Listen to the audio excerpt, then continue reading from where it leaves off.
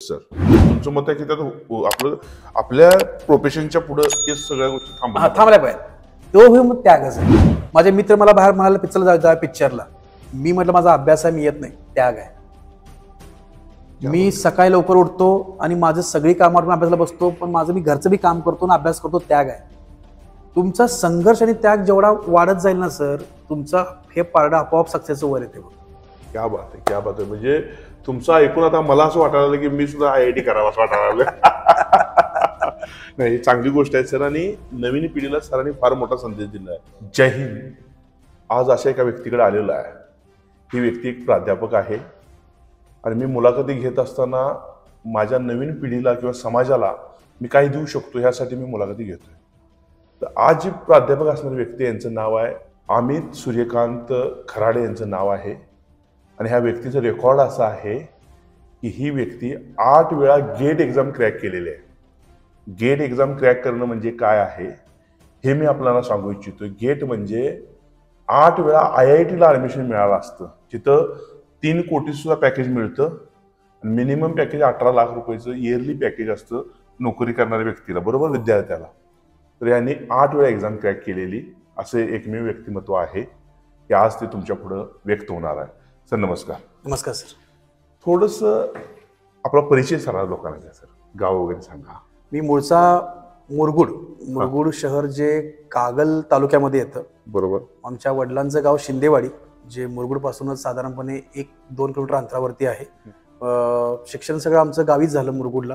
म्हणजे प्राथमिक शिक्षण? हो, प्राथमिक शिक्षण सगळं मुंबईला झालं मुरगुडला. कारण पप्पा आमचे गव्हर्नमेंटमध्ये असल्यामुळं, डिपार्टमेंट इरिगेशन मध्ये असल्यामुळं आमच्या पप्पांच्या सारख्या बदली व्हायच्या. बरोबर. मग आमचं मूळचं गाव जे मुरगुड होतं तिथं पप्पाने एक आमचं घर बांधलं आणि आम्ही तिथं स्थायिक झालो. मग प्राथमिक शिक्षण झालं माझं, झालं सगळं निडोरी हायस्कूल मध्ये. त्याचं नाव आहे विद्या मंदिर निडोरी. 4थी पर्यंत. तिथून मी 5वी ते 10वी शिक्षण केलं मुरगुड विद्यालय मुरगुडमध्ये.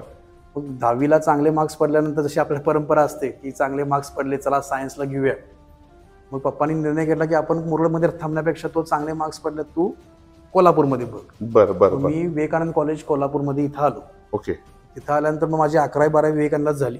आणि मग इंजिनिअरिंगचा बॅकग्राऊंड पप्पांचा घरचा असल्यामुळं की आपण इंजिनिअरिंगच करायचं आणि त्यातल्या त्यात पप्पा सिव्हिल इंजिनिअरिंगमध्ये असल्यामुळं आपण सिव्हिल इंजिनिअरिंगच करायचं हे ठरल्यामुळं पप्पांनी मग कुठलाही विचार, दुसऱ्या ब्रांचचा विचार आम्ही कधी केलाच नाही. पप्पांनी एकदा निर्णय घेतला की सिव्हिलच करायचं म्हटल्यानंतर आम्ही मग सिव्हिलसाठी मग जेव्हा आम्ही फॉर्म भरले मग मला बुधगाव कॉलेज मिळालं होतं आपलं सांगलीमधलं बुधगाव कॉलेज. मग तसंच आपल्या घरच्या मिळालं नाही तुम्हाला त्यावेळी? नाही, त्यावेळी कसं झालं आमच्या वेळी अचानकपणे CET निघाली. जेई नव्हती त्यावेळी. जेई होती पण आपल्या महाराष्ट्रामधले ऍडमिशन्स कसे पाहिजे सर, त्यावेळी 12वीचे मार्क पकडायचे 50% आणि CET आमच्या वेळी फर्स्ट टाइम नवीन लॉन्च झाली. बरोबर. मग आम्हाला सगळं ते नवीनच होतं. त्यावेळी 12वीला आमचे मार्क थोडे कमी आले आणि CET अचानक आल्यामुळे हा नवीन काय प्रकार आहे हे आम्हाला समजलंच नाही. मार्क कमी आले म्हणून आम्हाला मग वालचंद न मिळता मला बुधगाव कॉलेज मिळालं. मग शेवटी घरातले असे म्हटले की इंजिनिअरिंग सिव्हिलच आहे, मग बुधगावला लांब जाऊन राहण्यापेक्षा आपण KITला मिळते का बघू. मग मला ट्रान्सफर करून मग मी KITला ऍडमिशन घेतलं. बरोबर. मग KIT मधून जेव्हा मी पासआउट झालो तर शेवटच्या वर्षी असताना आम्हाला काही एक्झामची माहिती सिनियर कडून मिळाली. जसं की त्यामध्ये आपण मोस्टली म्हणू MPSC एक्झाम आणि गेट एक्झाम. मग गेट एक्झाम फक्त आम्हाला माहित होतं की ही एक्झाम म्हणजे फक्त IIT मध्ये जाण्यासाठी प्रवेश परीक्षा असते. बरोबर. त्याचे काय फायदे आहेत किंवा त्याचे काय आपल्याला पुढे उपयोग होतोय काय माहित नव्हतं. फक्त अशी एक एक्झाम असते ज्या एक्झामचा मला फॉर्म पण माहित नव्हता. गेटचा. मग ती गेट आम्ही 2009 साली जेव्हा मी पासआउट झालो त्यावेळी मी फॉर्म भरला. बरोबर. सगळे सांगतात भरायचं म्हणून भरला फॉर्म आणि त्यावेळी गेट दिली पण त्यावेळी असं काय अभ्यास नाही काय नाही, आम्ही डिस्क्वालिफाय झालो. हो, डिस्क्वालिफाय झालो फर्स्ट टाइम डिग्री मध्ये असताना. मग जशी डिग्री संपली तसं मग जो प्रश्न सर्वसामान्य मुलांना पडतो की आता पुढे आपण काय करायचं.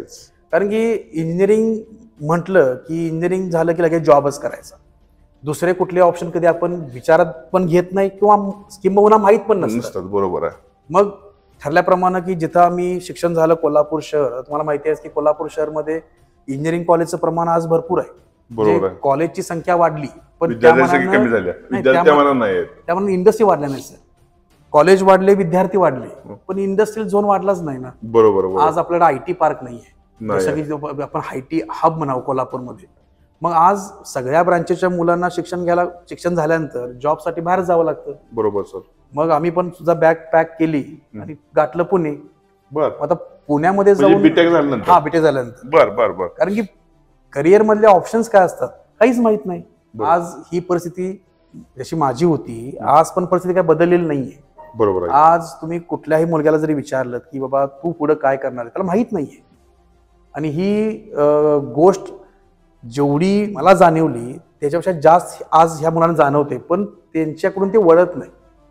जेव्हा आम्ही पुण्यामध्ये गेलो त्यावेळी एक छोटासा प्रसंग आहे की आम्हाला जॉब कुठं असतो हे माहित नव्हतं. कारण की सिव्हिल इंजिनिअरिंग म्हणजे कॅम्पस झाला कॉलेजमध्ये तर ठीक, नाही तर नोकरी कशी मागायची. पण नोकरी मागण्यासाठी जेव्हा आम्ही बाहेर पडलो तर पेपर गोळा करायचे. सकाळ, पुढारी, तरुण भारत आणि याच्यामध्ये एका पेजवरती जाहिरात यायची नोकरीविषयी. बरोबर. ती जाहिरातीतला मोबाईल नंबर घ्यायचा, त्यांना फोन करायचा. बरोबर. असं असं आमची डिग्री झालेली आहे आणि आम्हाला जॉबची गरज आहे, आम्ही फ्रेशर्स आहोत, मग सर तुम्हाला कधी येऊन भेटू आम्ही. मग त्यासाठी जेव्हा त्यांचा मला फोन यायचा की तुम्ही या दिवशी या, आम्ही जायचं इंटरव्ह्यू देऊन आमचा इंटरव्ह्यू घ्यायचे आणि म्हणायचे तुम्ही साईटवर थांबायची तयारी आहे का, तुम्हाला काम जमतं का, उन्हात थांबणार का, राहायची सोय आहे का पुण्यामध्ये, तर आहे, तुम्हाला मी 8,000 ते 10,000 पगार देतो. बर. प्रश्न जेव्हा मला असाच पडायचा की मी KIT कॉलेजचा टॉपर होतो, म्हणजे बीटेक मध्ये मी कॉलेजमध्ये पहिला आलो. क्या बात है. With 84% mark. क्या बात. Last semester. बरोबर. मग मी एवढा रँकर असून सुद्धा जेव्हा मला जॉबसाठी सॅलरी ऑफर करत होते ते 8,000. म्हणजे तुमची इयरली पॅकेज 96,000 म्हणजे 1,00,000. हो. मग आणि माझे दुसऱ्या साईडला जे माझे मित्र होते त्यांचे मार्क्स माझ्यापेक्षा कमी होते, त्यांना पण सॅलरी ते सेमच देत होते. बरोबर. त्यांनाही 8,000 सॅलरी, मलाही 8,000 सॅलरी. बरोबर. मग सॅलरीमध्ये जर डिफरन्स नसेल, मार्क चांगले काढून पण सॅलरी तेवढीच असेल तर आपण काहीतरी चुकतोय कुठेतरी, हा प्रश्न जेव्हा मला पडायला लागला तेव्हा मग आम्ही असंच की हेच असंच करिअर करायचं आहे का, म्हणजे ही अशीच नोकरी असणार का आपली, किंवा रूम घेऊन भाड्यानं राहायचं, सकाळी उठायचं, बसनं जायचं, साईटवर थांबायचं, संध्याकाळी परत यायचं, येऊन झोपायचं. बरं. कसं आपलं पुढं मग प्रगती कशी होणार. बरोबर. या एका स्ट्रेसमध्ये आम्ही असताना मला सिनियरचा काही चांगला सल्ला मिळाला. म्हणजे माझा एक सिनियर आहे दिग्विजय पाटील म्हणून, तो मला KIT कॉलेज सिनियर होता. त्याचा मला फोन आला की तू काय करतोयस. बरं. मग मी म्हटलं की असंच पुण्यामध्ये जॉब बघत फिरतोय, चाललंय म्हटलं आपलं. मग त्याचं एक वाक्य होतं की तुझ्यासारख्या हुशार मुलांनी जर असे साईटवर जाऊन जॉब मागत बसले तर मग IITs NITs मध्ये कोण जाणार. बर. मित्र बोलला पहिल्यांदा. हा मित्र म्हटला की तुझ्याकडे ही कपॅसिटी आहे, हे आम्ही बघितलंय मला डिग्री कॉलेजमध्ये, मग तू तुला ट्राय का करत नाहीस, तू थोडेसे प्रयत्न कर, थोडासा टाइम दे आणि तिथं मिळतं का बघ ना ऍडमिशन, तुला तुझं लाईफ चेंज होऊन जाईल. मी म्हटलं ठीक आहे चला, म्हटलं आपल्याकडे अभ्यासाची कपॅसिटी आहे, आपण एक चान्स घ्यायला काय हरकत आहे. मग तिथून मी हा निर्णय घेतला की मी गेटची तयारी आता प्रॉपर करतो, म्हणजे कोणाची तरी गायडन्स घेऊन एका ट्युशन मध्ये जाऊन तयारी करतो. कारण की ही एक्झाम अशी आहे ना, जसं की आता 12वीची JEE असते, तुम्ही किती जरी आपण वैयक्तिक अभ्यास करतो म्हटलं तरी शिक्षकानं शिकवलेली शिकवणी ही त्याला द्यावीच लागते. कारण की शॉर्ट टाइम मध्ये प्रॉब्लेम सॉल्व्ह कसे करायचे, लॉजिक कसं वापरायचं, कसा विचार करायचा, आपलं टाइम मॅनेजमेंट कसं बसवायचं, हे आपला पण नाही करू शकत. हे तुम्हाला कोणीतरी शिकवावंच लागतं. म्हणजे तुम्ही घरात बसून तुम्ही करू शकत नाही ऑनलाईन बघून वगैरे. नाही, ऑनलाईनचा पार्ट वेगळा. समजा आता माझ्याकडे कोणतरी एक रेडीमेड पुस्तक आहे किंवा प्रिंटेड झेरॉक्स आहे, ते वाचून मी नाही करू शकत. नाही करू शकत. त्याला तुम्हाला प्रेझेंटच राहावं लागतं. हा, म्हणजे आता मी म्हणजे असं म्हणता येणार नाही की बाबा कुणीच करू शकत नाही, प्रमाण फार कमी म्हणजे ते निग्लिजिबल. येस. बरोबर. आणि कसं होतं की मला जर एखाद्या गुरुचा डायरेक्शन असेल आणि त्यांनी मला जर शिकवलं की कमी वेळेमध्ये चांगला अभ्यास कसा करायचा, तर माझा वेळ वाचणार आहे ना. 100%. आणि आज हीच फार महत्वाची गरज आहे. म्हणून मी त्याच्या सांगण्यावरून ज्यावेळी मी ट्युशनसाठी गेलो, ट्युशन्स लावले. ट्युशन्सला मी ह्याला गेलो होतो, हैदराबादला गेलो. बर. पुण्यातून तुम्ही नोकरी सोडून गेला. हा, जॉब शिफ्ट केला. जॉब जो मला मिळाला होता सोडला का, तो जॉब सोडला. अरे बापरे. कारण की पुढे जर चांगलं करिअर हवं असेल तर थोडा आपण एक चान्स घ्यायला पाहिजे. बरोबर. पण आणि मला एक प्रश्न हा विचारायचा आहे सर, तुम्ही ज्यावेळी जॉब सोडला त्यावेळी तुमच्या घरातल्यांचं रिएक्शन काय होतं. तू योग्य करतोस का अयोग्य करतोस का म्हणली का नाही? नाही, कसं होतं, आणि मला आधी सांगितलं होतं की बी झाल्यानंतर, म्हणजे आमच्यावेळी आता बीटेक असतात, आमच्यावेळी बी होतं. बरोबर. बी झाल्यानंतर सगळ्या गोष्टी ह्या तुलाच मॅनेज करायच्या. माझं काम आहे तुला ग्रॅज्युएट करणं, ते मी तुला केलं. इथून पुढे तू आहेस आणि तुझी लाईफ आहे. बापरे. बर. कारण की पप्पांचे शिक्षण पण झालं गव्हर्नमेंट कॉलेज कराड. बरोबर. ते पण बॅचचे टॉपर असणार. मग त्यांचं शिक्षण एकदम हालाकीतनं त्या काळामध्ये होणं म्हणजे त्यांना ते खूप सिरियसनेस आणि गांभीर्य होतं. त्यांची अपेक्षा अशी होती की मुलांनी पण आपलं स्वतःचं फील्ड स्वतः तयार केलं पाहिजे. बरोबर. असं आयतं तुम्हाला आम्ही आणून देणार आणि तुम्ही बस नोकरी करणार असं नको. पप्पांना आमच्या या फील्ड मधला काही एक्सपिरियन्स नव्हता. गेट एक्झाम म्हणा किंवा एमटेक कसं असतं, कारण की पप्पांचं त्या काळामध्ये जॉब मिळवण्यासाठी त्यांना कुठले असे एफर्ट्स नाही घ्यायला लागले, कारण की गव्हर्नमेंटचीच रिक्वायरमेंट होती की तुम्ही कमी म्हणजे एक्झाम न देता गव्हर्नमेंट डायरेक्ट त्यावेळी सिलेक्शन करत होतं. जेई म्हणून. पप्पा आमचे लास्ट इयरला असतानाच त्यांचं सिलेक्शन झालं होतं जेई म्हणून. बरोबर. पण ते टॉपर होते पण ते टॉपर होते, पण त्यांनी त्यावेळी कधी गेट वगैरे काय ते देत बसले नाहीत, त्यामुळे त्यांना त्याचा एक्सपिरियन्स कधी आला नाही. बरोबर. आणि आमच्या वेळी मात्र हे गेट जरा पॉप्युलर होत गेलं. बरोबर. आणि मग आम्हाला प्रश्न पडला की आता मी त्यांना काहीतरी काय विचारणार की त्यांना यातला एक्सपिरियन्सच नाही. मला कुणातरी गायडन्स पाहिजे ना, की जो मला हाताला धरून शिकवेल की हे 0 पासून 100 पर्यंत असं आहे. बरोबर. मग जेव्हा मी तिथं ट्युशन्स मध्ये मी ज्यावेळेस अभ्यास चालू केला त्यावेळी मला गोष्टी कळायला लागल्या की ह्या गोष्टी खूप सिम्पल आहेत. म्हणजे आपण ज्या पद्धतीनं डिग्रीमध्ये शिकतो कॉलेजमध्ये त्याच्यापेक्षा हा अभ्यास सोपा आहे. गेटचा काय सांगताय सर? फक्त तुम्हाला टीचर चांगले पाहिजे. तुम्हाला शिकवणारे टीचर जर चांगले असतील ना तर तुमचा अभ्यास खूप सोपा आहे. कारण की सर बघा, तुम्ही जेव्हा पेपर लिहिता कॉलेजमध्ये तुम्हाला लिहायचं आहे आन्सर. तुमच्या ब्रेनला तुम्हाला सारखं सांगत राहायचं आहे की एक वाक्य झालं आता पुढचं वाक्य काय लिहू, दुसरं झालं तिसरं काय लिहू, चौथं काय लिहू. तुम्हाला एक पेज आन्सर लिहायचं आहे. बरोबर. पण तुम्हाला गेटमध्ये फक्त गोलच करायचं आहे. होय. बरोबर की 4 पर्यायापैकी. तुम्हाला विचार फक्त एकदाच करायचा आहे ना. बरोबर. तुम्हाला आन्सर लिहिताना 10 वेळा विचार करायचा आहे. 10 पॉईंट लिहायचे, तुम्ही 10 वेळा विचार करणार. बरोबर. इथं मला फक्त एकच गोल करायचा आहे बरोबर आन्सरला. विचार फक्त एकदाच करणार ना याचा आन्सर काय असेल. बरोबर. त्यामुळं कन्सेप्ट माहिती असेल तुम्हाला तर तुमचं आन्सर लगेच संपतं. बरोबर. आणि तुम्हाला जास्त स्ट्रेस घ्यावा लागत नाही. पेपर लिहा, लेंदी लिहा, हा पार्टच त्यात येत नाही. म्हणून आम्ही असं म्हणतो की तिथे गेल्यानंतर मला ह्या गोष्टी समजल्या की हे आपले जे विषय आहेत इंजिनिअरिंग मधले, सिव्हिल मधले म्हणा, की खूप सोपे विषय, खूप म्हणजे खूप सोपे विषय. म्हणजे असं म्हणा तुम्ही की त्यांनी ते विषय सोपे बनवले त्या लोकांनी. बरोबर. कारण की त्यांची ती शिकवण्याची पद्धत, त्यांची ते विषयांमधलं नॉलेज हे जेव्हा माझ्यापर्यंत पोहोचलं तेव्हा मला असं वाटत गेलं की खरोखर हा अभ्यास खूप सोपा आहे. आणि आपण यामध्ये जर आवड निर्माण केली आपण डेफिनेटली IIT मध्ये पोहोचू शकतो. बर. मग जेव्हा तुमचे ट्युशन सगळे संपले मग आम्ही कोल्हापूरला परत आलो. कोल्हापूरला परत आल्यानंतर आता उरले होते 2 महिने अभ्यासाला, कारण की एक्झाम दरवर्षी फेब्रुवारीमध्ये असते. बरोबर. हा महिना आम्ही परत आलो त्यावेळी डिसेंबरचा पहिला आठवडा होता.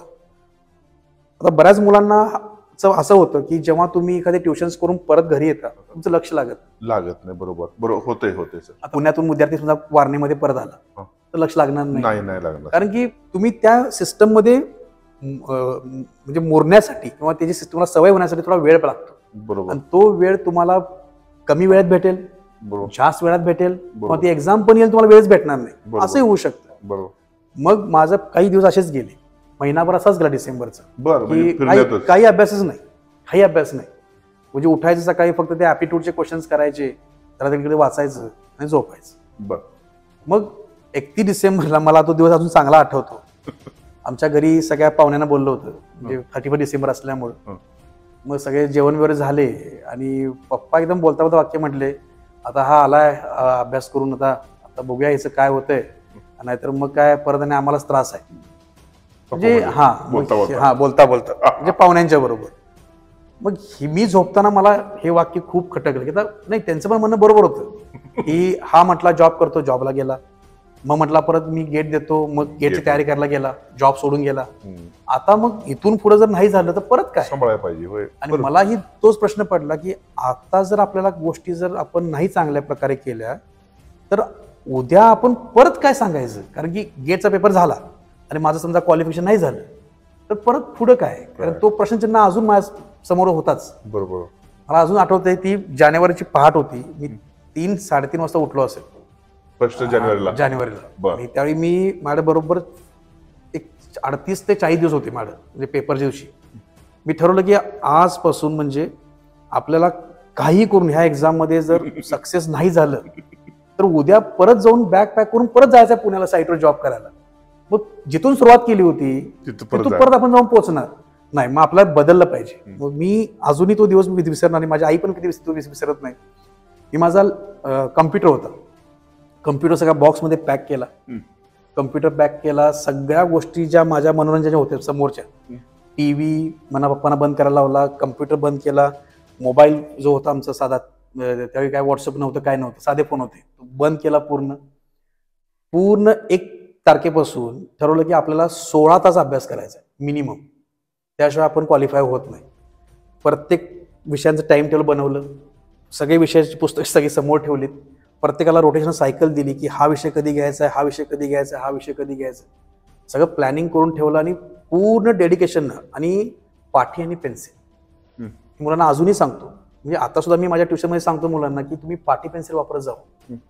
पाठी पेन्सिलनं तुमच्या डोक्यामध्ये कन्सेप्ट एवढे चांगले बसतात की तुम्ही ते कधीही लाईफ टाईम विसरू शकत. पाठी पेन्सिलने केलेलं. आज मुलं काय करतात सर, आजकालच्या मुलांच्याकडे हातात 4G 5G फोन्स आहेत. एखादं लेक्चर मिस झालं की तो विद्यार्थी फोटो मागवतो त्या वहीच्या पानाचा मित्राच्या, आणि तो पेपरच्या तो फोटो बघत बसतो. मग फोटोग्राफिक मेमरी झाली ती तुमची. PDF वाचतात मुलं आज फाईल, ती तुमची शॉर्ट टर्म मेमरी झाली. ह्या मेमरीज तुमच्या लॉंग टर्म जात नाहीत. पेपरच्या आदल्या दिवसापर्यंत तुम्ही त्याचं वाचणार, पेपर जाऊन बसणार, तुम्ही पेपर लिहिला आणि तिथून बाहेर आलात की ती मेमरी निघून गेली. तुम्हाला परत लाईफ टाईम मध्ये कधी समजणार नाही की मी काय वाचलं होतं. बरोबर बरोबर. मग तुम्हाला जर ॲज अ इंजिनियर, आणि इंजिनियर असा असतो की त्याचा कन्सेप्ट हे नेहमी क्लिअरच पाहिजे, कारण की you are the part of system and part of the social activities. क्या बात, क्या बात. तुम्हाला प्रत्येक गोष्टीची गरज कधी ना कधी पडणारच आहे. तुमचेच विचार आणि तुमचे इंजिनिअरिंग मधले तुम्ही शिकलेल्या गोष्टी जर तुमच्याच क्लिअर नसतील तर तुम्ही समाजाला हेल्प काय करणार. ऑब्व्हियसली बरोबर आहे. मी त्यावेळी पुस्तक घेऊन बघू शकत नाही ना. मला कोणी विचारलं की सर असा असा सिव्हिलचा एक प्रॉब्लेम आहे आणि मला हे कसं करता येईल, मी त्याला म्हणू शकत नाही मी जाऊन पुस्तक बघून येतो म्हणून. नाही, मला ते आठवलंच पाहिजे. बरोबर. भले तुम्हाला इक्वेशन्स राहू दे, फॉर्म्युला आठवणार नाही, मला मान्य आहे, कुणाला आठवत नाही, पण कन्सेप्ट काय करा आठवायला पाहिजे आपल्याला. म्हणजे मी असं मला बऱ्याच लोकांना हा कळत नाही कन्सेप्ट म्हणजे काय. तर समजा इंडिया पाकिस्तानची मॅच आहे, तुम्हाला त्या मॅच, मी ती मॅच सगळी बघितली, तुम्हाला किती प्लेयरनी कुठल्या कोणकोणत्या प्लेयर्सनी किती रन्स काढल्या हे नंबर माहीत असणे सोडून द्या. पण मॅच मध्ये काय काय झालं होतं आपल्याला आठवतं की नाही. कधी आउट गेला, कोणी विकेट काढली, मॅच शेवटच्या वरपर्यंत पोहोचली, किती रोमांचक मॅच झाली, किती फिलिंग्स आल्या होत्या, हे आठवते की नाही. याला म्हणायचं सर कन्सेप्ट. ओके. तुम्ही त्या मॅच मधले नंबर आठवू नका, कोणी किती रन्स काढल्या, कोणी किती बॉल टाकले, हे नको आपल्याला. यासाठी रेकॉर्ड बुक असतं की सर, आपण ते रेकॉर्ड बुक घेऊन बघूया, पण मॅचचा कन्सेप्ट काय होता हे मला आठवलंच पाहिजे. अभ्यासाचं असंच आहे, तुम्हाला कन्सेप्ट आठवा अभ्यासाचा. तुम्ही त्यातले फॉर्म्युले मला आठवत नाहीत, मला व्हॅल्यू आठवत नाही, मला नंबर आठवत नाही, त्यासाठी पुस्तक आहे. बरोबर. पण तुम्हाला तो कन्सेप्ट मध्ये नेमकं काय असतं हे तुमच्या लोकल भाषेमध्ये माहीत असणं गरजेचं आहे. उद्या मला साईटमध्ये कामगारने विचारलं, साहेब स्लॅबमध्ये हे बार का टाकतो तो. बरोबर. आता का टाकतात हा त्याचा प्रश्न बरोबर आहे, उत्तर तुमचं देणं म्हणजे कन्सेप्ट आहे. बरोबर. हे इंजिनियर्सना माहीतच पाहिजे. बरोबर. मग आम्ही म्हणतो की पाठी पेन्सिल जेव्हा तुम्ही तो गोष्टी ड्राफ्ट करता, लिहून काढता, इक्वेशन फॉर्म्युले, तुम्ही आपल्याशी बोलता की कसं आलं तसं आलं, तुमचा तो कन्सेप्ट एकदम चांगला होत जातो आणि तो इतका परमनंट बनतो की तुम्ही तो आता सोडा, लाईफ टाईम विसरू शकत नाही. क्या बात आहे. आणि तुम्ही कधी पुस्तक ओपन करा असं म्हणाल, अरे वा हे माझेच नोट्स आहेत, हे मला माहिती आहे कसं आलं होतं. क्या बात आहे. आत्ताची मुलं काय करतात ह्याला हे माहीतच नाही. आता ह्याला जबाबदार कोण आहे, की एज्युकेशन सिस्टम आहे का, त्यांचे पालक आहेत का, ते स्वतः आहेत का, सोशल मीडिया आहे. बरोबर आहे. कारण की त्यांच्यापर्यंत हे पोहोचलेलंच नाही सर पाठी पेन्सिल. क्या बात. माझी मुलगी बोर्डवरती लिहिते आणि ती मला म्हणते की आपण ह्याचा बोर्ड घेऊया, डिजिटल बोर्ड घेऊया, ते लिहायला बरं पडतंय. तिला पाठी पेन्सिल नकोच आहे. बरोबर आहे. शाळेमध्ये कोणी वापरत नाही, ती वापरत नाही. मग शाळेमध्ये जर हे सगळं कंपल्सरी असेल तर वापरणार. म्हणजे आपल्या प्राथमिक शाळेमध्ये पाटी पेन्सिल कंपल्सरी होती, होती होती हो होती म्हणून सर आपण चांगलं शिकलो. बरोबर आहे. आज ही पाटी पेन्सिल कुठे लुप्त झाले या मुलांच्या आयुष्यातून. याला पाहिजे असं तुम्हाला वाटतं? खूप खूप खूप गरजेचं आहे सर, खूप गरजेचं. तुम्ही एक IIT असं सांगता की पाटी पेन्सिल यायला पाहिजे, डिजिटल दुनिया आली आणि तुम्ही असं कसं काय सांगता? डिजिटल दुनियामध्ये सर तुम्ही त्या जगात तुम्ही बाकीच्या गोष्टीला सर्फिंग करा, त्या माहिती तुमचं नॉलेज वाढवा, पण ज्या गोष्टी समजून घ्यायचे त्या तुम्हाला पाठीवरच समजणार. एखादा फॉर्म्युला असेल, एखादं डायग्राम असेल, एखादं इक्वेशन असेल.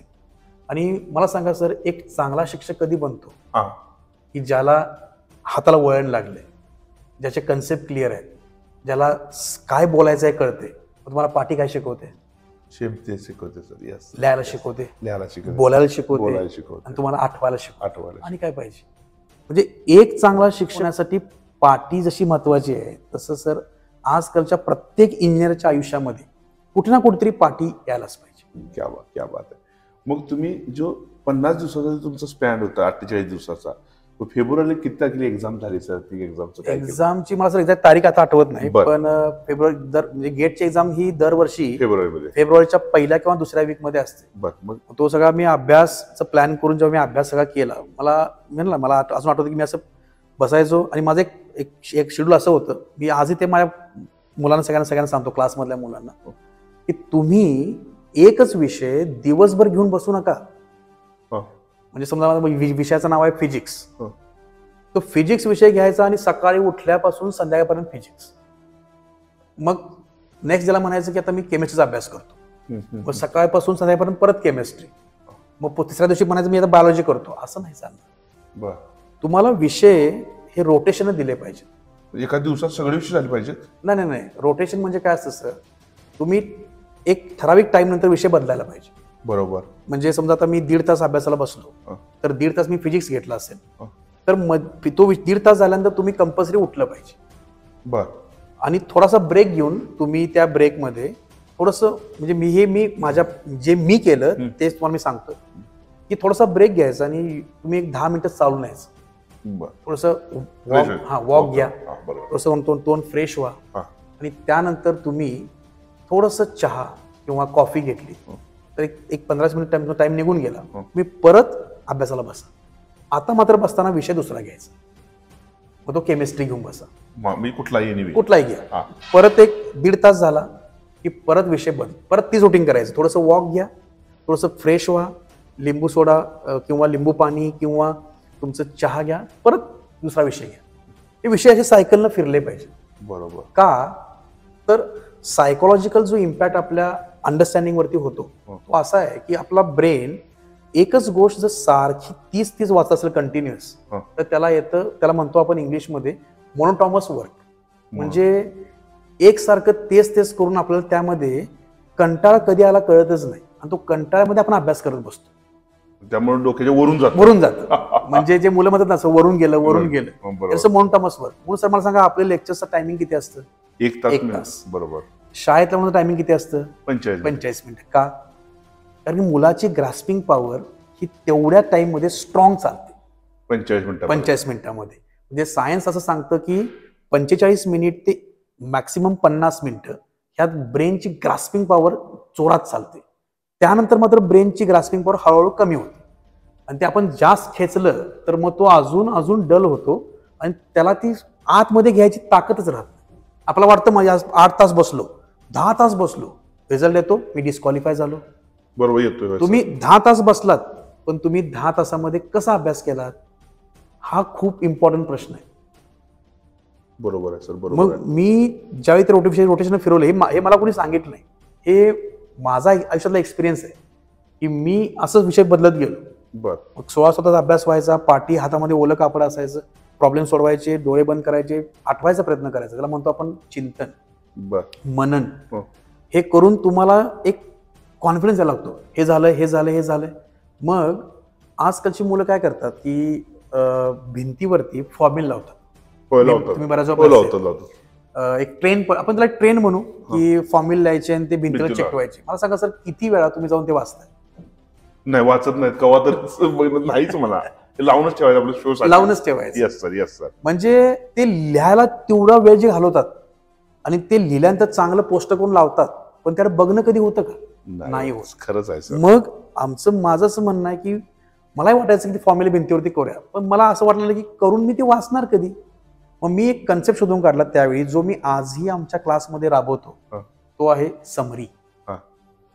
जसं की एका पिक्चरची एक असतो ट्रेलर असतो, 2 मिनिटाचा 5 मिनिटाचा ट्रेलर असतो, त्यात तुम्हाला आयडिया येते पिक्चर कुठल्या काय आहे. किंवा एक चॅप्टर संपल्यानंतर आपण एक समरी लिहितो, किंवा प्रत्येक इंटरनॅशनल आपण जे पेपर पब्लिश करतो, रिसर्च पेपर, त्याच्या आधी एक ॲब्स्ट्रॅक्ट म्हणून एक असतं बघा. ॲब्स्ट्रॅक्ट म्हणजे ह्यात काय लिहिलंय आपण, बरोबर, समरी. तशी समरी करायची सवय मी त्यावेळी लावून घेतली. म्हणजे बीटेक झाल्यानंतरचा गेटचा अभ्यास करताना क्या बात आहे, क्या बात आहे, की एक चॅप्टर मी वाचलाय, त्यातलं काय काय इम्पॉर्टंट आहे ह्याचं 1 पेज रिपोर्ट बनवायचा. म्हणजे A4 साईजचं एकच पान बनवायचं, एकच बनवायचं A4 साईजचं. मग A4चं एकच A4च का, तर मला ह्याच्या पुढे जायचं नाही. मग सांगतो मला का जायचं नाही ते. म्हणजे कोऱ्या पेपरचं पहिलं पान आणि पाठीमागचं पान तुम्हाला एवढ्यातच चॅप्टर बसवायचं. मग कोण म्हणाल की सर मी बारीक बारीक अक्षर काढून सगळं भरतो, नाही, एकदम सिम्पल लिहायचं आहे.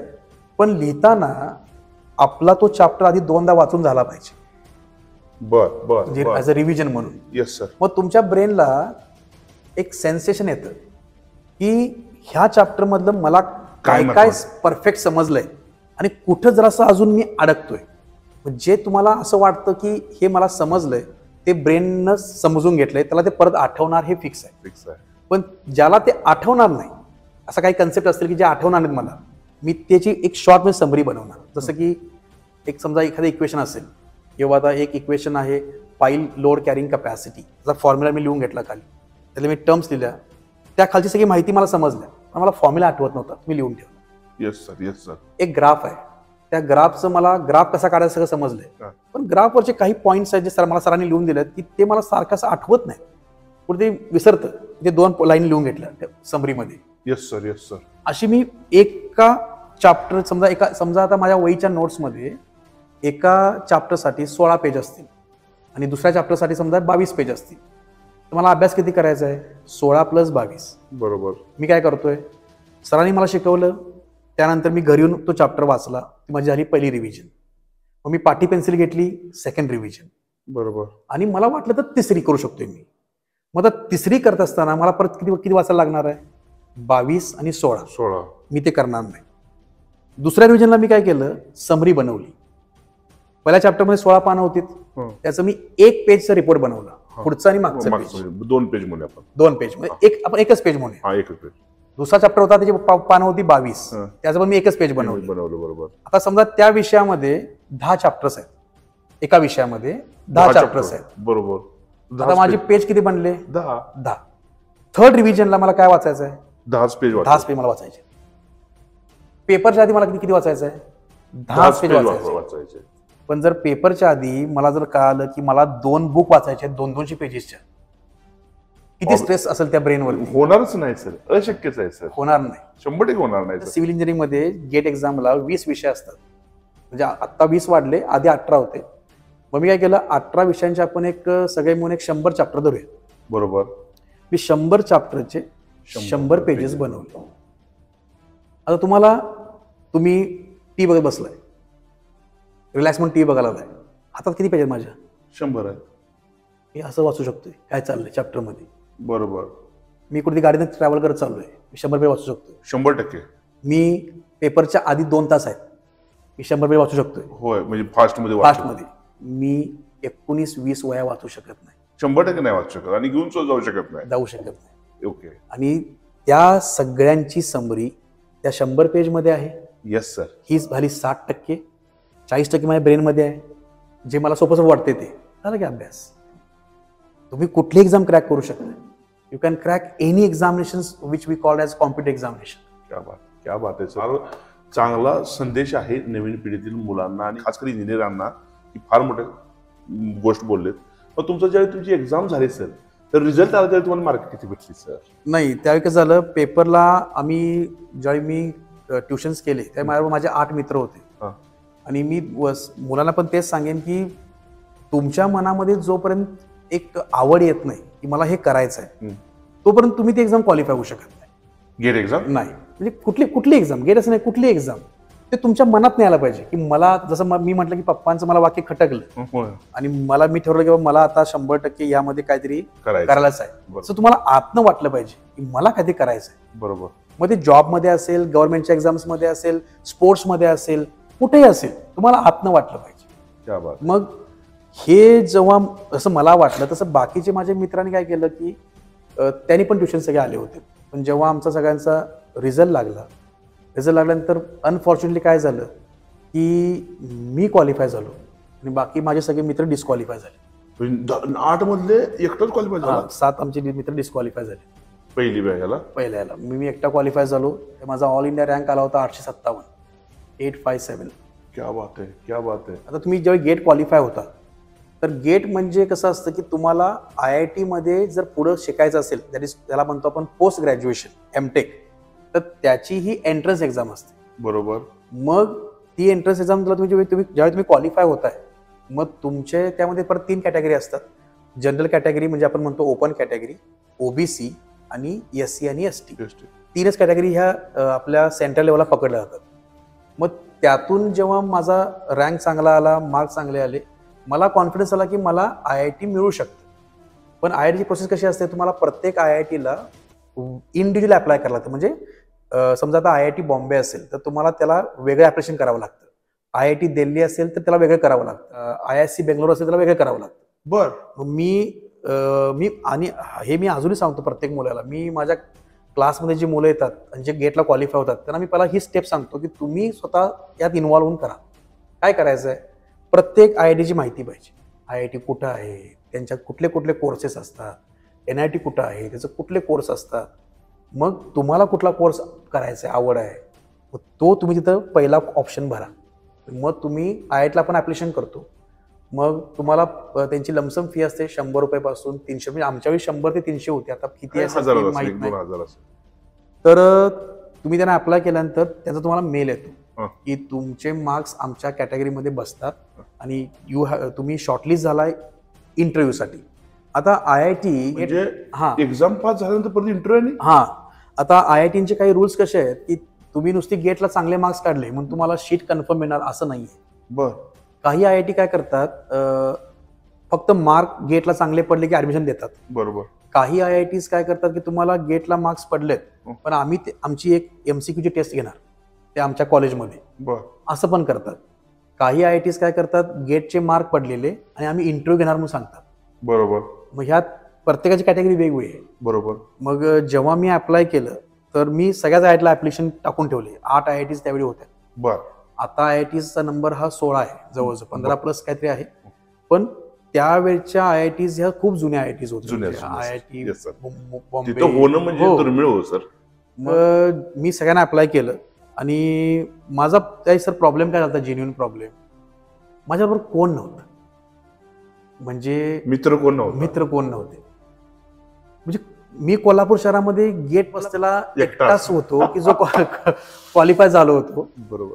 आणि माझ्याबरोबर विचारायचं कुणाला की कसा फॉर्म भरायचा आहे, कुठे फॉर्म भरायचा, कसं करायचं असतं हे. आणि आज मुलांना सर हातामध्ये 4G 5G फोन आहे. त्यावेळी काय नाही. मला की नेट कॅफेला जायचं 20 रुपये भरून एका तासाला, तिथं बसायचं, ती वही घालायची, ते कम्प्युटर बसून सगळं लिहून घ्यायचं, ती माहिती मग घरात यायचं. आता पप्पांना पण या फील्डमध्ये एक्सपिरियन्स नव्हता, आईला आता आपल्या हाऊस वाईफ माहीत नसतं. आणि असे कोण टीचर्स की जे कोल्हापूरमध्ये होते की त्यांना ते गेट क्वालिफाईड होते आणि मी त्यांना ते कन्सर्न करावं असं पण मला कुठे रेफरन्स नाही मिळालं. मग आता काय करावं, मग मी म्हटलं की आता मला एक सर आतून काय झालं होतं की आपण अप्लाय करायचं आहे आणि आता जर कुठेतरी मिळालंच पाहिजे ऍडमिशन, नाहीतर मग परत जॉब करायला पाहिजे. मग मी सगळ्या IITना अप्लाय केल्यानंतर ना मला अजूनही आठवतं की मला 4 IITचे कॉल आले होते. 4 IITचे कॉल आले. कोणते सर? पहिला मला आला होता IIT बनारस, त्याला म्हणतात IIT BHU म्हणतात. ते आधी होतं बनारस हिंदू युनिव्हर्सिटी, आता पण आहे, पण आता IIT BHU त्याला म्हणतात. दुसरा कॉल आला होता मला IIT गुवाहाटी. बर. तिसरा आला होता IIT काटा. त्याला म्हणतो आपण रुडकी IIT रुडकीचा, आणि चौथा कॉल होता मला IIT बॉम्बेचा. क्या बात आहे. मग आता सर कॉल आला, मेल मिळाल्यानंतर आय फील व्हेरी हॅपी. आता प्रश्न असा आहे की त्यांच्या तिथं जायला पाहिजे, होय, वाराणसीला जायला पाहिजे, गुवाहाटीला जायला पाहिजे, बॉम्बेला जायला पाहिजे, रुडकीला जायला पाहिजे. मी माझ्या लाईफमध्ये ट्रेन प्रवास केला होता, पण कोणीतरी नेलं होतं असा, स्वतःहून मी कधीच गेलो नाही. माझ्या लाईफमध्ये तो पहिला प्रसंग असा होता की आता इथं जायचंच आहे, नाव तर आलंय. मी मुलांना कायम सांगतोय की मुलं मला काय विचारतात सर की सर ह्याचा मागचा कट ऑफ एवढा होता आणि मला मिळेल का नाही, मग मी अप्लायच करत नाही. माझं एक वाक्य आहे सर, मी नेहमी सांगतो मुलांना की कट ऑफ काही असू दे, तुमचं काम आहे अप्लाय करणं. बोलवायचं की नाही बोलवायचं ते ठरवू दे. तुम्ही ह्याचा मागचा कट ऑफ कमी होता, मी इथं अप्लाय करत नाही, ह्याचा कमी होता इथं करत नाही, असं करायचं नाही. नुकसान होतंय. हा, उद्या समजा कट ऑफ कमी लागला आणि तुम्ही अप्लाय केलं नसलं तर यू आर नॉट एलिजिबल, तुमची हातची संधी गेली ना. तर तुम्ही असं म्हणा, अरे इथं अप्लाय केलं असं बरं झालं असतं. म्हणून अप्लाय करणं आपल्या हातात आहे, बरोबर आहे. घेणं की न घेणं त्यांच्या हातात आहे. येस सर, येस सर, बरोबर. मग मी सगळ्यांना अप्लाय केलं होतं. आणि मी आज मला बोलला असताना, म्हणजे आपण आता अचानकपणेच भेटलो, मी तुम्हाला माझी वही दाखवली असती, मला अजून वही आहे की प्रत्येक पानावरती लिहिलेलं आहे मी माझ्या हात सगळं असं हाताने बसून, कुठली रेल्वे कुठून कुठं जाते, आपण कुठं उतरायचं आहे, कुठून कुठं बसायचं, तिकीट कसं काढणार, कुठं बसायचं. आणि त्यात मी एकटाच. मग मी महालक्ष्मी कोल्हापूर टर्मिनसला गेलो, तिकीट काढलं. माझी ट्रेन होती पहिली वाराणसीची. मग मी मला गंधच नाही की फक्त जायचं आहे वाराणसीमध्ये, आणि तिथं ह्या टायमिंगला बोलवलंय. मग मी कॉम्प्युटर बसून मी काय करायचो, ट्रेनचा ट्रॅक काढायचो कोल्हापूर ते वाराणसी. मग ते सगळं तुम्हाला ते येतं बघा, ते 2 वाजता कुठे पोहोचणार त्याची प्रिंट काढायचो. बरोबर. ती प्रिंट बॅगेत ठेवायचो. आणि मी एकच सॅक घेतली होती, कारण की 2 बॅगा घेऊन मला जाणं पॉसिबल नव्हतं. एक सॅक, त्यामध्ये एक शॉल, 2 म्हणजे एक्स्ट्रा कपडे आणि माझी डॉक्युमेंटची फाईल, जी माझ्यासाठी खूप महत्वाची होती. आता ट्रेनमध्ये माझ्याबरोबर कोणच नाही, कारण काय झालं, जेव्हा मला वाराणसीला जायचं ठरलं, मी मला विचारलं की यार तू मार येतो का, तर त्यांच्या पण केसमध्ये मी त्यांना असं फोर्स नाही करू शकत सर की तू मार चल, कारण ते त्यांना त्यांच्या ते दुसऱ्या ते त्यांच्या कामात बिझी होते. मग मी निर्णय केला की आपण जायचंच एकटं सर. मग मी मुलांना काय म्हणतो की तुम्ही जोपर्यंत एफर्ट्स घेणार नाही आणि स्ट्रगल करणार नाही, तुम्ही तुमच्या लाईफमध्ये तुमच्या मुलांना ही गोष्ट कधी सांगू शकणार नाही की मी कसा घडलो. काहीतरी लाईफमध्ये तुम्ही स्ट्रगल केला पाहिजे. बघा सर, तुम्ही ट्रेनचं तिकीट बुक केलं, पप्पांना सांगितलं की चला मी जातो. पप्पा म्हटले बघ तुला जमते का सगळं. नाही मला जायचंच आहे म्हटलं, बाकी मला काही माहित नाही, जातो. मी सर ट्रेनमध्ये पोटाला बॅग बांधून बसायचो. काही वेळा तिकीट कन्फर्म व्हायचं, काही वेळा तिकीट कन्फर्म व्हायचं नाही. पण एक स्वभाव असा होता की कधीही गैरमार्गानं कुठली गोष्ट घ्यायची नाही. म्हणजे जेव्हा TC आलाय त्याला एक 200 रुपये दे आणि 300 रुपये दे आणि सीट घे, नाही. तिकीट कन्फर्म नाही तर नाही. मला आठवते वाराणसीला जात असताना आमची ट्रेन जेव्हा जात होती, पटना मार्गे तिकडे जात होतो, म्हणजे बर्थ वरचा मला मिळाला, त्यावेळी तिकीट कन्फर्म होतं. गाव अनोळखी, शहर अनोळखी, लोक अनोळखी, सगळं पोचलो. तिथनं रिक्षा करून कॉलेजला पोचलो. कॉलेजमध्ये गेलो, तिथं आदल्या रात्री जाऊन थांबलो. मग तिथं काही नवीन मित्र भेटले, त्यांची माझी ओळख नव्हती, पण अशीच ती पण आली होती इंटरव्ह्यूला, ओळख झाली. मग तिथं आमचा इंटरव्ह्यू झाला पहिला वाराणसीमध्ये. माझा इंटरव्ह्यू झाला, मला तिथं जिओटेक मिळालं, एमटेक इन जिओटेक. जिओटेक म्हणजे काय? ही सिव्हिलमधली सब ब्रँच असते. एमटेकला कसं असतं सर, इट्स अ स्पेशलायझेशन असतं. म्हणजे आपण सिव्हिलमध्ये सुद्धा किती असतात ते ब्रांचेस? सिव्हिलमध्ये बघा सर, जवळ 8 ते 9 टाईपचे सब ब्रँच असतात. क्या बात आहे, क्या बात. त्यातली जिओटेक म्हणजे चांगली ब्रँच. असं म्हणू शकतो. समजा आता हे सिव्हिल असेल तर सिव्हिलच्या खाली सब ब्रँच असतात. आणि सिव्हिल, बीटेक सिव्हिल ही कॉमन डिग्री झाली. मास्टर्स इन सिव्हिल तुम्हाला एक हे मिळतं, स्पेशलायझेशन मिळतं. बरोबर. मग ते पहिलं येतं स्ट्रक्चर, डिझाईन्स, त्यानंतर जिओटेक म्हणजे सॉइलची माहिती, सॉइल फाउंडेशन सगळं. त्यानंतर येतं तुमचं वॉटर रिसोर्स, इरिगेशन डिपार्टमेंटला. बरोबर. त्यानंतर एन्व्हायरमेंटल येतं. बरोबर. त्यानंतर तुमचं रिमोट सेन्सिंग येतं, सर्वे. बरोबर. त्यानंतर तुमचं येतं transportation, construction management, traffic management आणि बिल्डिंग सायन्स, जिओ इन्फॉर्मॅटिक्स. अशा भरपूर ब्रँचेस असतात. ब्रांच. मग मी तिथं मला जिओटेकला मिळालं, मला वाराणसीमध्ये मला मिळालं ट्रान्सपोर्टेशनला. हा. आता घ्यायचं का नाही हा प्रश्न जेव्हा मला पडला, कारण ते काय मला म्हटले की तुम्ही आत्ताच निर्णय सांगायचा, येस ऑर नो. मग कॉलेज तर IIT होतं, मग आता काय करायचं. मग मी एका सिनियरला ज्याने मला क्लाससाठी पाठवलं होतं त्यालाच फोन केला. तो तिथूनच पासआउट झाला होता बर वाराणसीमध्ये. अरे वा वा. मी त्याला विचारलं की तुझीच ब्रांच मला मिळते म्हणजे ट्रान्सपोर्टेशन, मग काय करू मी.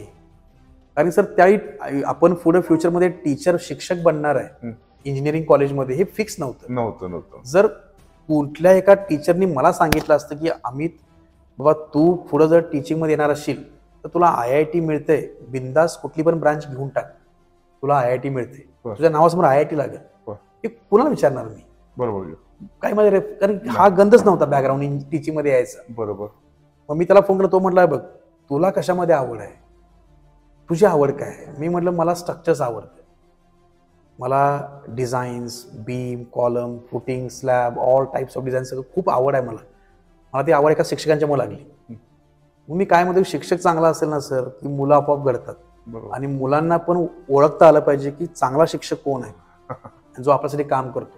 Yes sir. मग मी तो म्हटला तुला ज्यात आवड आहे ना त्यात कर, उद्या उगाच तू हे पूर्ण केलास आणि जर तुला ह्यात नको वाटलं तर तू परत हे त्रास करून घेशील. ठीक आहे सोडून देऊया. मी ती ब्रांच सोडून दिली. मी कॅन्सल म्हणून सांगितलं, बॅग पॅक केली आणि घरी आलो. घरातून पुढची ट्रेन होती गुवाहाटीला परत कलकत्ता मार्गे परत गुवाहाटीला गेलो. एकदम रिमोट मला माहिती आहे आता त्या आसाम साईडला जाताना एकही तिकीट कन्फर्म नाही. 22 तास ट्रेनच्या पायरीच्या साईडला बसून बॅग इथं बांधून बसलो होतो. बरोबर. तिथं इंटरव्ह्यू झाला, तिथं मला एमटेक ते काय तिथं लगेच कळवलं नाही. ते मला म्हटले की मला मेल येईल म्हटले, पण मला तिथं कळालं की मला वॉटर रिसोर्स मिळते गुवाहाटीचं, आणि त्यांचं मला मिळालं पण प्रमाणपत्र पण आहे. पण तिथून मग परत मी ह्याला गेलो, रुडकीला गेलो. रुडकीत इंटरव्ह्यू दिला, तिथं मला बिल्डिंग सायन्स मिळालं. पण तो कोर्स नवीन असल्यामुळे म्हणजे माझं नवीन होता, मला ते काय माहित नव्हतं, तो मी सोडून दिला. परत मी इकडे बॉम्बेला आलो. बॉम्बेला मला काय मिळालं नाही, कारण तिथं कॉम्पिटिशन जरा टफ लागलं. त्यांनी टेस्ट घेतली, त्यात माझे टेस्ट मार्क चांगले आले, पण इंटरव्ह्यूमध्ये कसं आलं की मला जी ब्रांच पाहिजे होती ती ब्रांचला मला मिळाली नाही, मी ती पण सोडून दिली. अशा मी 4 IIT जिथं मला मिळालं होतं, पण माझा आवडता कोर्स नव्हता म्हणून मी ते सोडून दिलं. मग मी अप्लाय केलं NIT मध्ये. IITचं एक स्टेप खाली असतं NIT. मग त्यांच्या राऊंड मधून मला जो कोर्स पाहिजे तो मला मिळाला NIT सुरतला, गुजरातमध्ये. मी तो कॉलेज जॉईन केलं सुरत. मग IIT आणि NIT मध्ये तुम्ही गेल्यामुळं तुम्हाला असं वाटलं नाही का मी डाऊनफॉल आलो? नाही सर, कधी जाणवलं मला जेव्हा मी टीचिंग सेक्टरमध्ये आलो त्यावेळी मला असं जाणवलं की मी टीचिंग सेक्टरमध्ये जर येणार हे आधी कन्फर्म असतं तर मी IIT करायला पाहिजे. तर टीचिंग सेक्टरमध्ये असं कुठं कंपल्शन नाही की तुम्ही स्ट्रक्चरच पाहिजे, तुम्ही हेच पाहिजे तेच पाहिजे. तुम्ही एमटेक आहात, इट्स गुड. IIT ना असाल चांगलीच गोष्ट आहे. त्यामुळे मी जेव्हा NIT मध्ये गेलो त्यावेळी तिथं जॉईन झालो. मग जॉईनिंगच्या वेळी आमच्या पप्पांचा ऍक्सिडेंट झाला, मोठा ऍक्सिडेंट सिव्हिअर झाला. ते माझं जॉईनिंग होतं आणि पप्पांचा नेमका ऍक्सिडेंट झाला. त्यांचे मित्र स्कूटरवरून ऍक्सिडेंट झाला, मित्र त्यांचे एक्सपायर झाले ऑन दी स्पॉट. पप्पा ICU मध्ये होते. मग पप्पा मला त्यावेळी तेच म्हटले, मी जेव्हा त्यांना भेटलो म्हटलं तर माझा उद्या जॉईनिंग आहे, मी काय करू. पप्पा म्हटले तू जा, मी आहे ओके. मी तरी पण थांबलो 15-20 दिवस. त्यांना सगळं घरी नेऊन प्रोसेस ग्रुप गेले घरी. परत कॉलेज जॉईन केलं, परत नवीन वातावरण, सगळं नवीन मुलं, परत नवीन. पण गेटच्या एक्झामचा तुमचा जेव्हा अभ्यास करताना तुमच्यामध्ये कॉन्फिडन्स डेव्हलप होतो सर.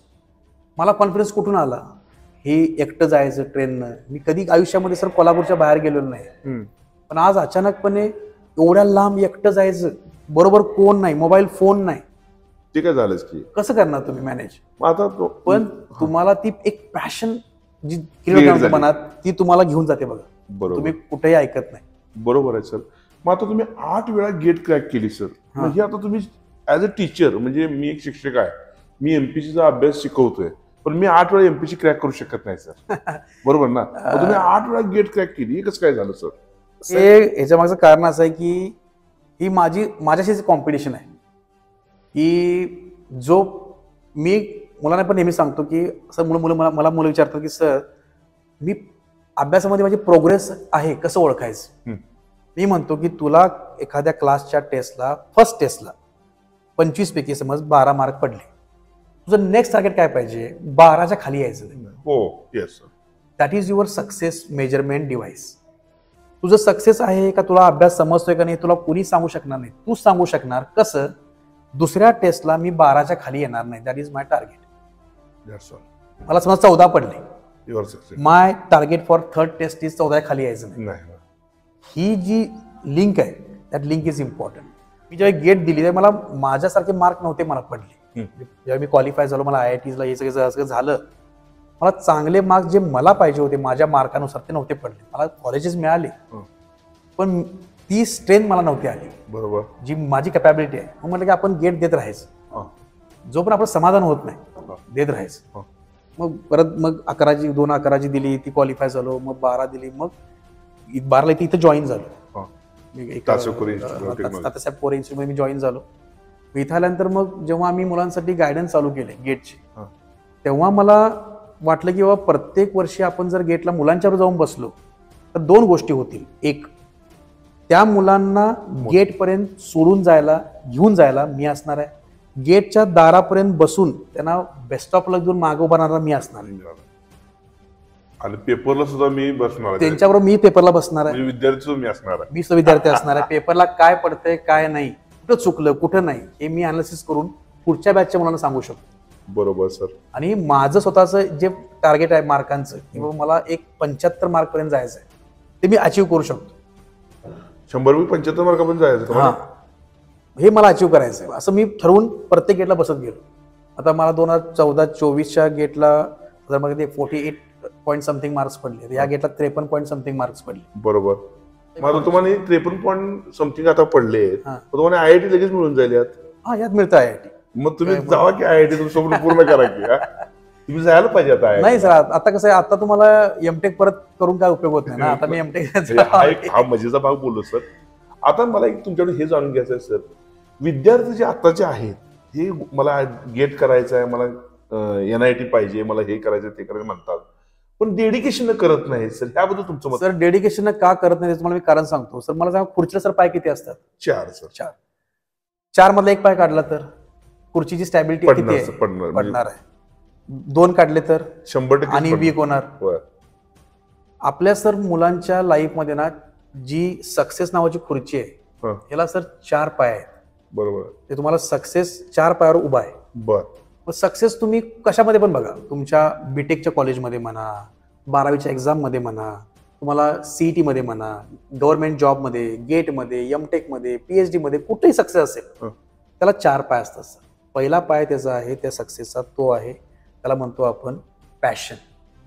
मला हे मिळवायचं आहे, मला हे करायचं आहे, ही पहिला पॅशन पाहिजे, हा पहिला पाय. Okay sir. दुसरा त्याचा पाय सर त्याला म्हणतो आपण इंथुझियाझम, म्हणजे उत्साह.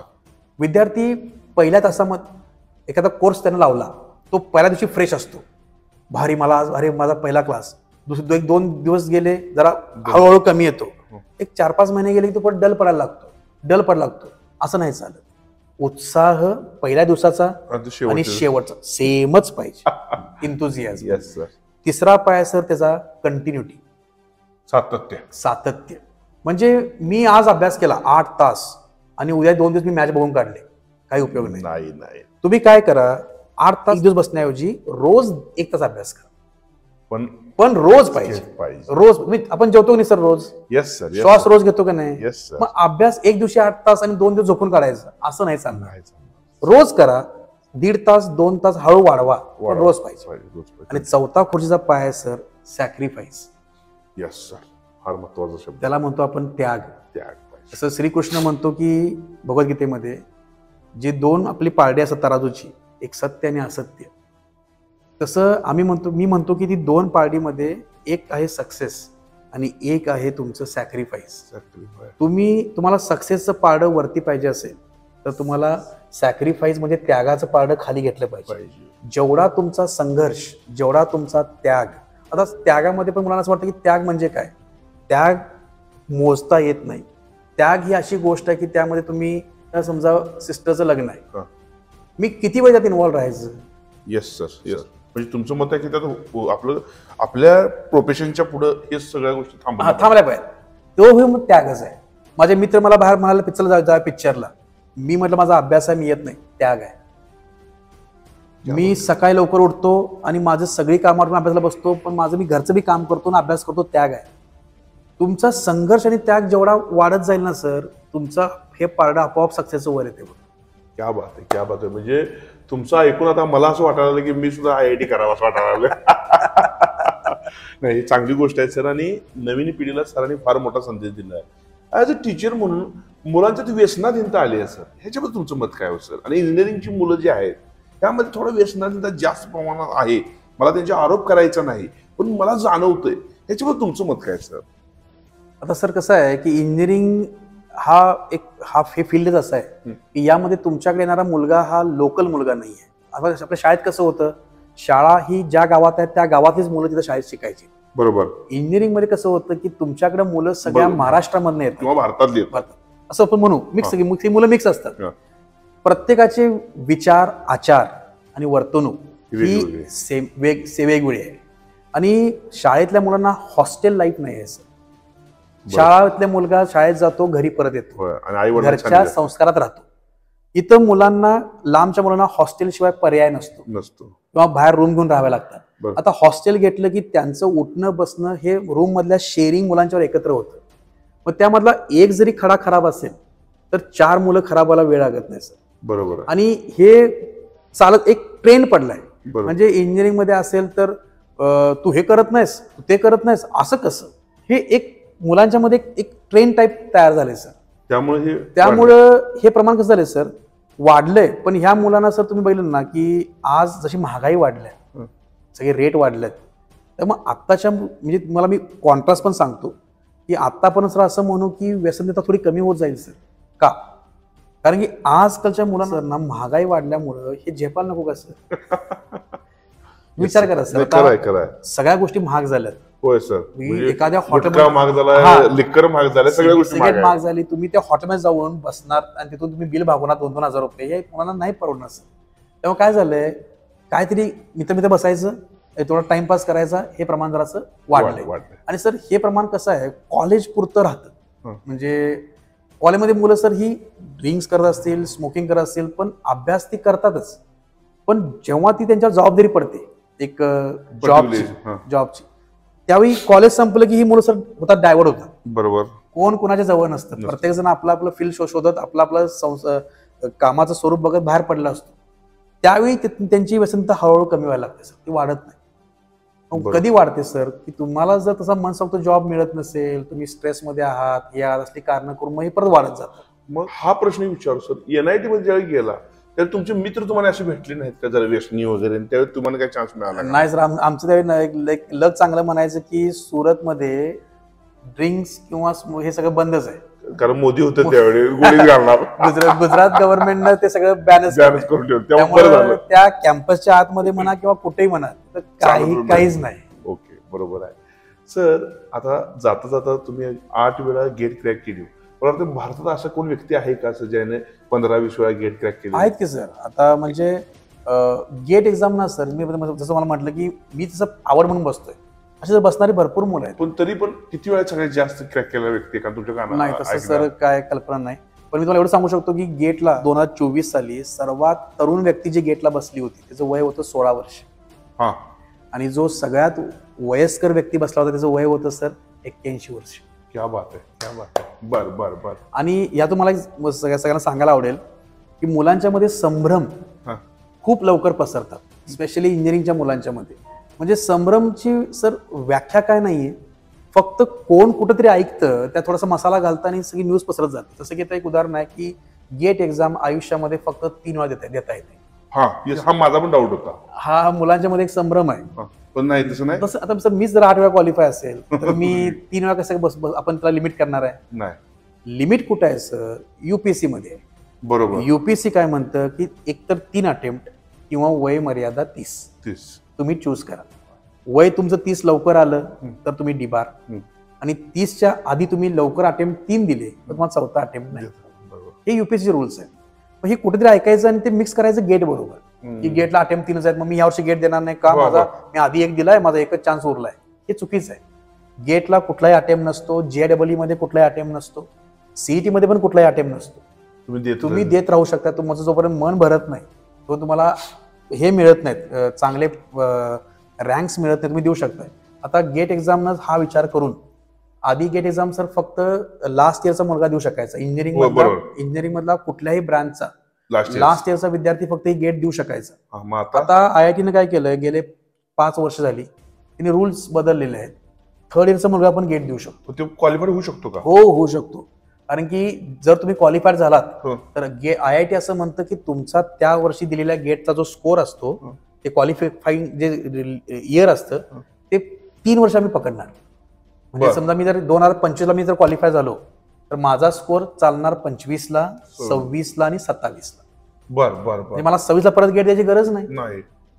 असं जर मुलग्याने TY मध्ये गेट दिला, TY ला गेट क्रॅक केला तर तो परत B मध्ये परत एक गेट देऊ शकतो का नाही? TY ला एक गेट दिली, समजा त्याला 35 मार्क पडले, तो मला मी अजून इम्प्रोव्हाइज करणार आहे, तर तो शेवटच्या वर्षी अनेक गेट देऊ शकतो. 42 पडू शकतात. पण कमी जरी पडली तर काही प्रॉब्लेम नाही. जर कमी पडले तर 35 वरती घेऊ शकतो, जास्त पडले तर जास्त वरती घेऊ शकतो. हे मुलांना माहितच नाही सर. Yes sir. आणि आता प्रश्न हाही विचारायचा आहे सर, गेट एक्झाम दिल्यानं फक्त IIT लाच ऍडमिशन मिळतं, काही NIT किंवा नोकरी सिव्हिल मध्ये नोकऱ्या मिळू शकतात? एक थोडक्यात खूप चांगला तुमचा प्रश्न आहे सर. मला पण ह्या प्रश्नाचं उत्तर मी खूप मार्गातून द्यायचा प्रयत्न केला, मुलांच्या पर्यंत पोहोचवायचा, पण पोहोचत नाहीये. की मुलांना असं वाटतं की गेट एक्झाम म्हणजे फक्त IITची एंट्रन्सची परीक्षा. Yes sir. तर हा समज काही अंशी खरोखर खरा होता. कधीपर्यंत? 2014-15 पर्यंत.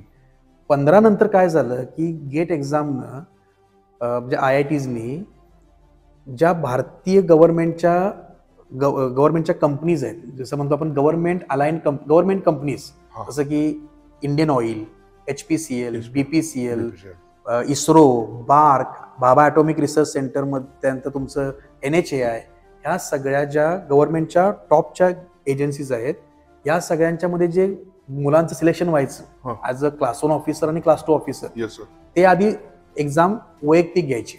प्रत्येकाची एक्झाम वेगळी असायची, पेपरला जाहिरात द्यायची. बरोबर. मग ह्याचा खर्च लिहायला लागला सर, कारण की एक्झाम चालणार तुमच्या ऑल इंडिया. मुलगा तुमचा समजा आहे वारणेमध्ये, तर तो वारणेतून पेपर द्यायला जाणार मुंबईला सेंटर करा, ते एक्झाम घ्या, रिझल्ट लावा, हा खर्च व्हायला लागला. त्या सगळ्यांनी एकत्र येऊन एक निर्णय घेतला की आपण काय करूया, आपल्या एक्झाम्स घेण्यापेक्षा IITची एंट्रन्स जी गेट एक्झाम मुलं देतात, तो मुलगा ऑलरेडी अभ्यास केलाच मुलगा आहे ना, आपण तेच गेटचे मार्क पकडूया आणि त्याला फक्त इंटरव्ह्यूला बोलूया. बरोबर. आता ह्या सगळ्या एजन्सी सर, त्याला आपण PSU म्हणतो, त्या PSU पब्लिक सेक्टर युटिलिटीज, ह्या सगळ्या गेट एक्झाम निकाल लागला की तुम्ही फक्त त्याला अप्लाय करायचं, तुम्हाला त्यांचा मेल येतो, तुम्ही जाऊन फक्त इंटरव्ह्यू द्यायचा. इंटरव्ह्यू सक्सेसफुल झाला सर तर तुम्हाला सर सेंट्रल गव्हर्नमेंट जॉब मिळतो with minimum package of 14 to 16 lakh rupees per year. Class 1 officer हा झाला सेंट्रल गव्हर्नमेंटचा बेनिफिट PSU मधून. आणि दुसरा, गेट एक्झाम ही तुमची तयारी एवढ्या टॉप लेवलला करून घेते की तुमचे प्रॉब्लेमॅटिक पार्ट चांगला होतो, थेरी पार्ट चांगला होतो, अंडरस्टँडिंग चांगलं होतं, कन्सेप्ट चांगले होतात. तुम्हाला त्या बेसवरती तुम्ही महाराष्ट्र राज्यामध्ये ज्या गव्हर्नमेंटच्या एक्झाम्स होतात, जसं की MPSC, WRD, PWD, WCD, जिल्हा परिषद, पंचायत समिती, ग्रामपंचायत, नगर परिषद, MSCB, महाजेनको, महाट्रान्सको, तुमचा MHADA, CIDCO, railway, RRB, SSC, sir सिव्हिलला 57 टाईपच्या गव्हर्नमेंटच्या एक्झाम्स आहेत. आणि त्या MTech वर आपल्या गेटवर आधारित आहेत. गेटचा जो पोर्शन असतो ना, तो सगळा पोर्शन ह्या एक्झाम मध्ये युज केलाय. त्यामुळे जो विद्यार्थी सर जो ट्रक चालवायला शिकतो सर, तो कार चालवू शकतो. Yes sir. जो कार शिकणार तो ट्रक चालवणार नाही. पण आम्ही म्हणतो तुम्ही तयारी वरच्या लेवलची करा, गेटची करा, गेट UPSC तयारी करा, MPSCच्या एक्झाम सगळ्या आपोआप निघतात. क्या बात आहे, क्या बात आहे. फार मोठी गोष्ट बोला सर. आता पण किती विद्यार्थी तुमचे गेट क्रॅक झाले सर? तुम्हीच 8 वेळा झाला नुसतं. आता सर बघा, गेट क्वालिफिकेशन म्हणजे मी असं म्हणेन की आपल्या आता मी 2012 पासून गायडन्स सगळं चालू केला मुलांना. तुम्हाला मी आता टाइम आपल्याला फार कमी आहे, मी तुम्हाला शॉर्ट सांगेन की मला ज्या ठिकाणी मी शिकलो, मी क्लास केला, त्या ठिकाणी मला क्लास ला जॉईन व्हायची ऑफर आली होती हा. With package of 25 lakh rupees कधी 2013 साली. बर मी जिथं मी शिकलो तिथंच. म्हणजे हैदराबाद. हा, हा. त्यांचा मी इंटरव्ह्यू सगळा दिला होता. हा. पण माझी कंडिशन अशी झाली, म्हणजे मी असा विचार केला की जेवढा मला खर्च आला तिकडे जाऊन क्लासेस करण्यासाठी, ते माझे वडील बाबा एक गव्हर्नमेंट ऑफिसर होते म्हणून मी पेलू शकलो. आज आपल्या भागातली जी मुलं आहेत, ह्या भागातल्या मुलांची तेवढी कॅपॅसिटी नाही, पण ब्रेन चांगला आहे, करायची इच्छा आहे, मग ही कुठं जाणार सगळेजण?